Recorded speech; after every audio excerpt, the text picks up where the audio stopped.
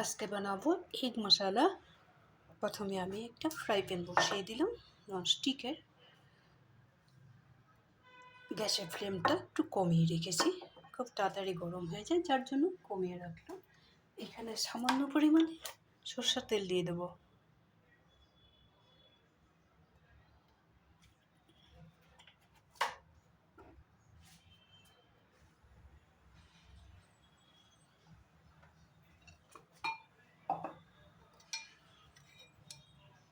এখানে দিয়ে দিব একটু লবণ,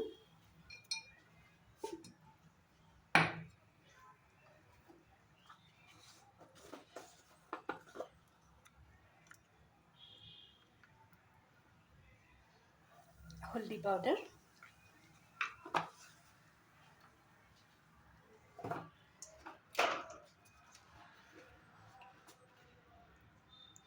সামান্য পরিমাণে কাশ্মীরি লঙ্কার গুঁড়া।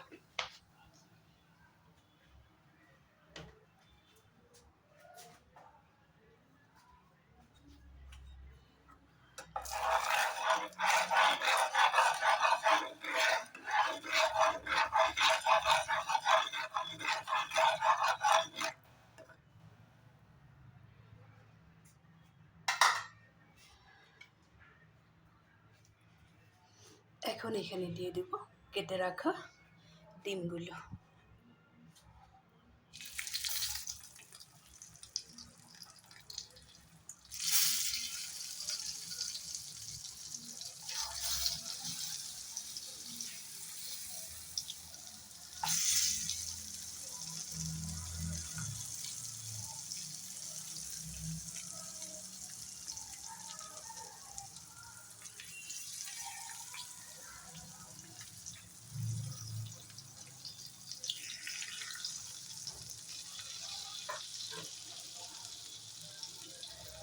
একটু সময় ফ্রাই করে নেব।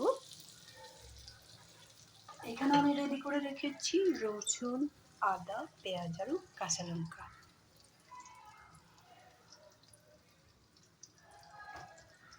এটা আমি একটা মিহি পেস্ট করে নেব।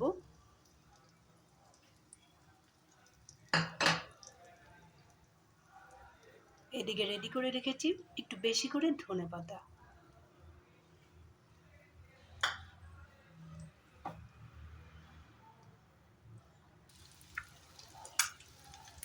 আদা, রসুন, পেঁয়াজ আর কাঁচা লঙ্কাটা পেস্ট করার সময় আমি এখানে ধনেপাতাও দিয়ে দিব।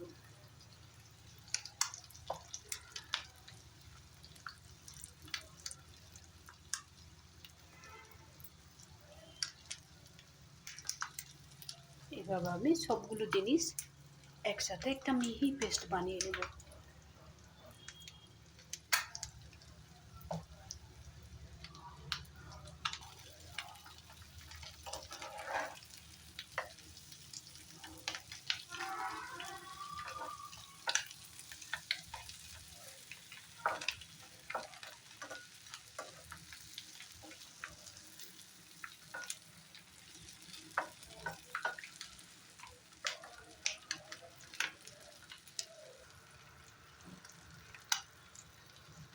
ডিমগুলো আমি সুন্দর করে 2 পিঠ ফ্রাই করে নিলাম। দেখো এইভাবে ফ্রাই করবে। উল্টা পিঠটা যখন করবে তখন বেশি সময় রাখবে না, কারণ নাহলে নিচের থেকে কুসুমটা বেরিয়ে যাবে।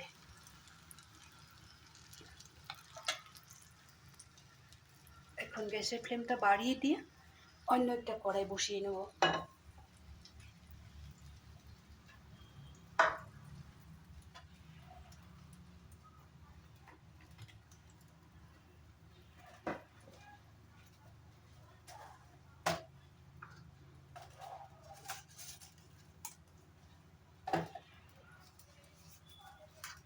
এখন এখানে দিয়ে দিব প্রথমেই একটা তেজপাতা,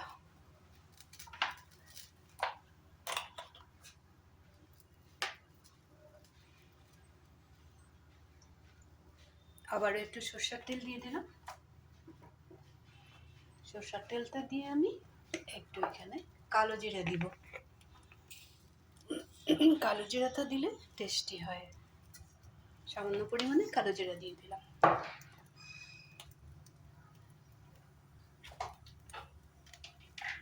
এদিকে কড়াইটা বেশি গরম না হতে একটু গ্যাসের ফ্লেমটা কমিয়ে দেব।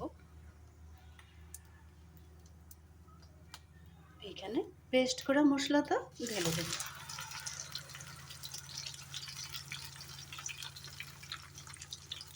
গ্যাসের ফ্লেমটা কমিয়ে দেওয়ার একটাই কারণ, গরম তেলে এই যে পেস্টটা দিয়ে দিলাম, গায়ে যাতে ছিটকে না আসে তার জন্য।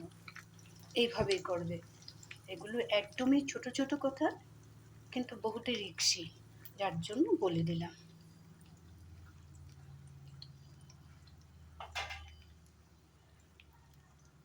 এখন গ্যাসের ফ্লেমটা বাড়িয়ে দেবো, বাড়িয়ে দিয়ে বাকি মশলাগুলো এক এক করে দিয়ে দেবো। এগুলো ভাজার সময় একটু লবণ দিয়েছিলাম, হলদি পাউডার, একটু কাশ্মীরি লঙ্কার গুঁড়ো দিয়েছিলাম। এখন আমি হিসেব মতো মশলাটার মধ্যে যতটুকু লবণ লাগে দিয়ে দিলাম।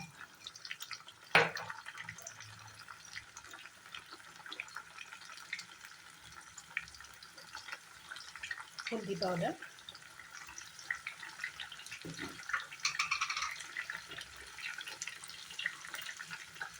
লঙ্কার পাউডার,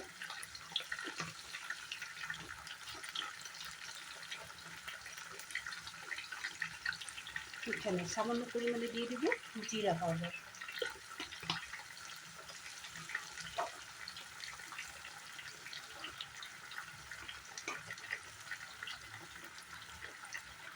একটু গোলমরিচের পাউডার,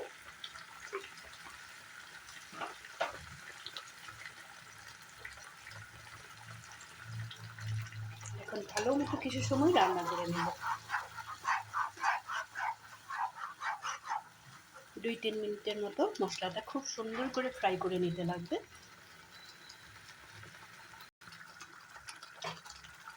মশলাটা ভালো করে ফ্রাই করা হয়ে গেছে। এখন এখানে দিয়ে দিব একটু কসুরি মেথি পাতা।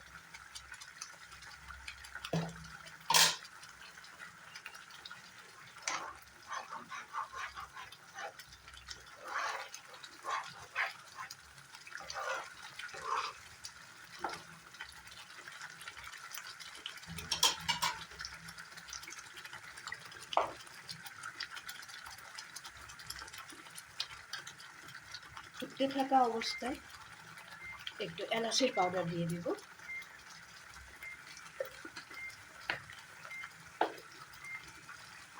এখন একটু গ্যাসের ফ্লেমটা কমিয়ে দিব। কমিয়ে দিয়ে এখানে ফ্রাই করে রাখা ডিমগুলো একটা একটা করে দিয়ে দিব।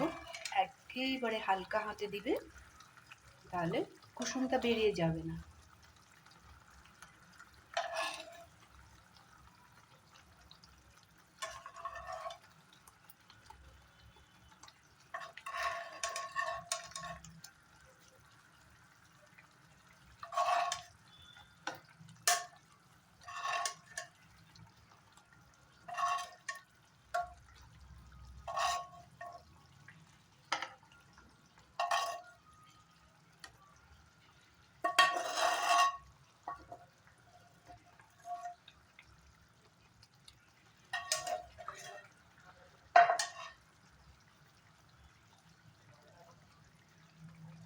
এখন ডিমগুলো দেওয়া হয়ে গেছে, আমি গ্যাসের ফ্লেমটা একটু বাড়িয়ে দিলাম।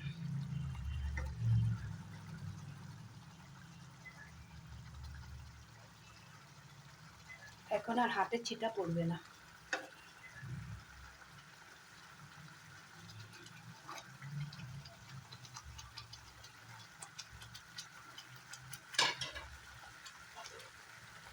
এক মিনিটের জন্য একটু ঢাকা দিয়ে রাখবো। ঢাকনাটা খুলে একবার দেখে নিব। হ্যাঁ, এগ মশলা রেসিপিটাও আমার রেডি হয়ে গেছে। এখানে বাকি থাকা ধনে পাতাটা দিয়ে দেব। এইভাবে ডিমগুলোর উপরে একটু একটু করে দিয়ে দিব।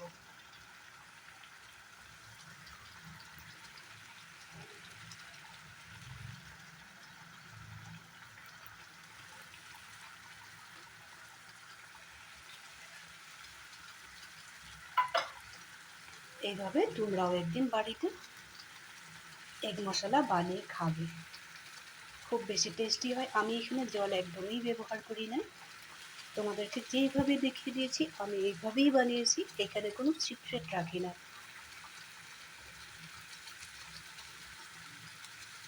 এই রেসিপিটা যদি তোমাদের ভালো লেগে থাকে তাহলে লাইক শেয়ার করতে একদমই ভুলবে না।